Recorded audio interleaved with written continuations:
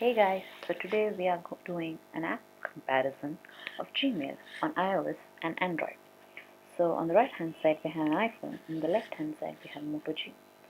Let's look at how the email looks, the conversation looks. So it's pretty much the same. You have the same options on the top bar, and you can star and unstar using the star button. And just the option of reply is missing from straightforward iOS, and even in the drop down, a reply all is missing. And if you go down, you see that the reply is all is also missing from the bottom options, which is present in Android. That's since it's pretty much inconvenient to add contacts that are already present in a conversation or remove them. It's pretty much good to have a reply and reply all in Android. So +1 for Android. So moving on to the three dots at the top. All the other options are the same. You can mark it as unread and whatever. And now the three dots. There are limited options in iOS, so you can see that you cannot mark it as not important, which could help you while just going through your mail. You cannot do a print, so it's not much helpful, but it's really good to have since you do not have a command P on a mobile phone. It's really good to have this option straightforward put there, so in case you want it, it's always there. Otherwise, you have the same options. You can archive it, delete it, mark it as unread, and the other options in the drop down are also pretty much the same.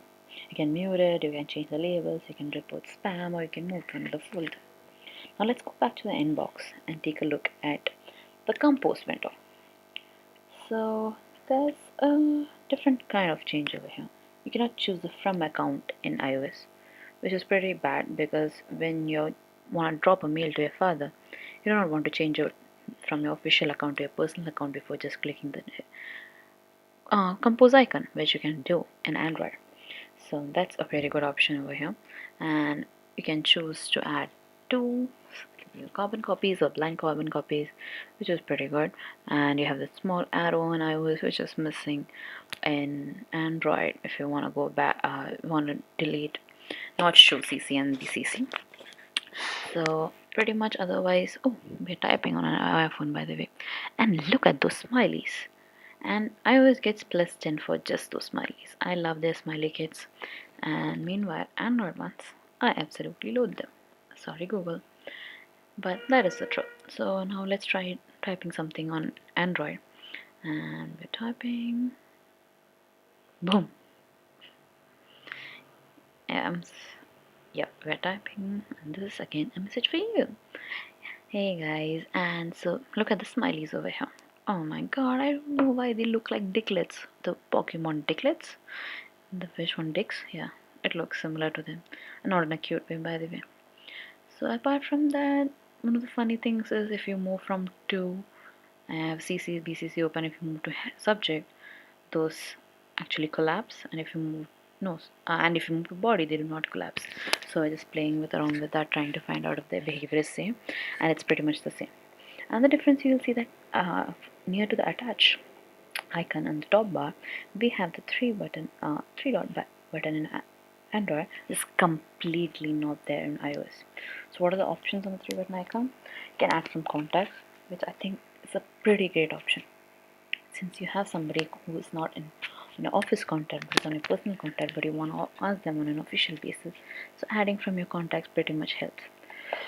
You also have a settings option and a help and feedback.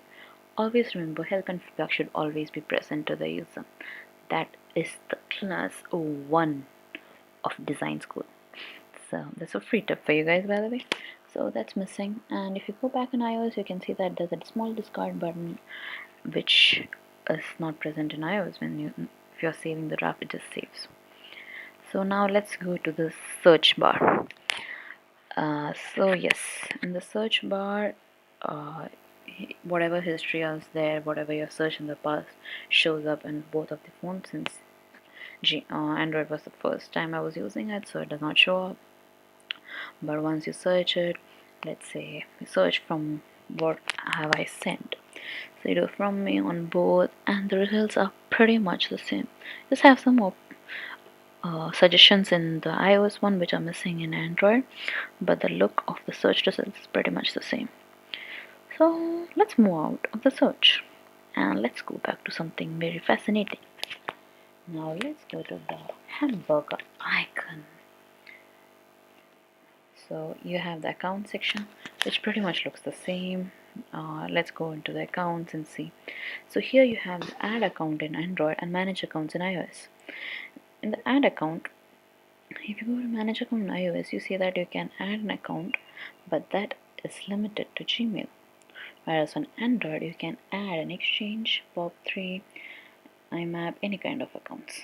Obviously Google as well, but iPhone only lets you add a Google account to Gmail. That's +1 for Android.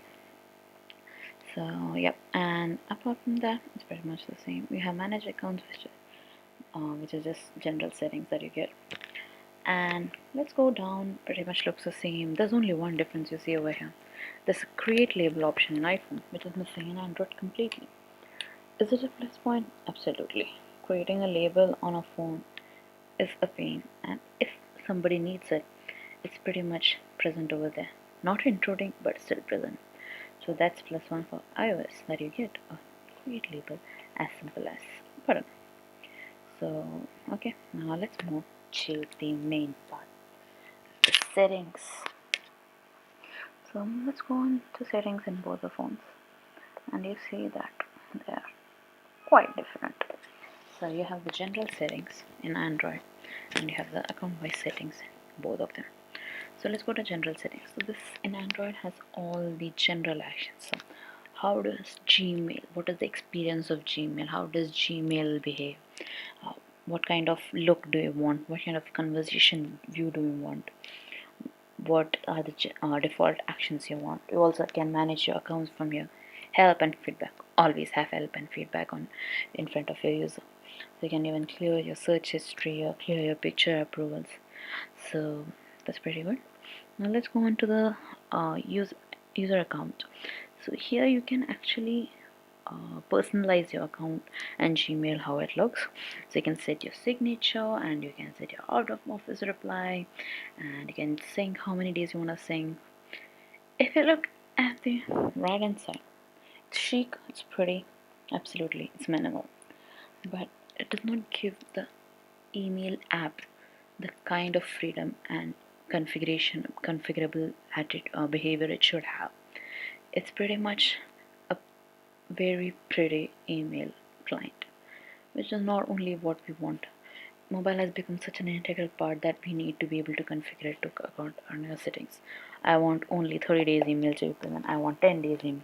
I want my whole life emails to be present. Do I have the option in iOS? No. It should be there by the way. And again, help and feedback completely out of the picture. So apart from that, this is again the same. Let's go back and Google Apps. So Google is doing self-promotion shamelessly. You like Gmail, you like YouTube. And Google usage ID is just a token that Google uses. So let's go back again. As you can see, help and feedback on Android, not present on iOS. Moving on to the last and final portion that I have been talking about, help and feedback. Here comes the major difference, guys. Let's take a look at the Android one and the iOS one. Android gives you the information that is most likely have made you visit this tab. It's right there. Do you want to change your password? Do you want to sign into your Gmail? What do you want to change your Gmail again? Where do I find this on the iOS? Not somewhere easy. And in the feedback form, you can actually choose which account do you want to send the email from, and it allows the screenshot and logs to be included along with the email, which is completely missing in iOS. I get that you do not get the same freedom in iOS, but you still need some kind of background information when you're sending some feedback. So that's +1 for Android. It's chic, it's classy in iOS, no doubt. But yeah, so this is the pre version of Gmail, the device model and the OS version, which you get from the version tab in the three dot menu. So you can see version info, and it's pretty much the same. And then you again have the three dot window, which is completely missing in iOS. So you can't see the app in App Store or something, and You can print it if you want. You can clear help history. You can see the privacy policy. You can see the open source licenses. iOS, where are the open source licenses? Where are the terms of service? Why are you not showing me those? So yeah, no other information needs to be there. It's supposed to be help and feedback. Give me all the help that I can get, all the feedback that I can get. So that's it from our side. Android has a lot of information because there's a lot of uh, control for Google over there, but iOS is much cleaner and much chicer looking. But let's face it, my email client needs to be powerful and not just a pretty face. Android, you get this one. iOS, better luck next time.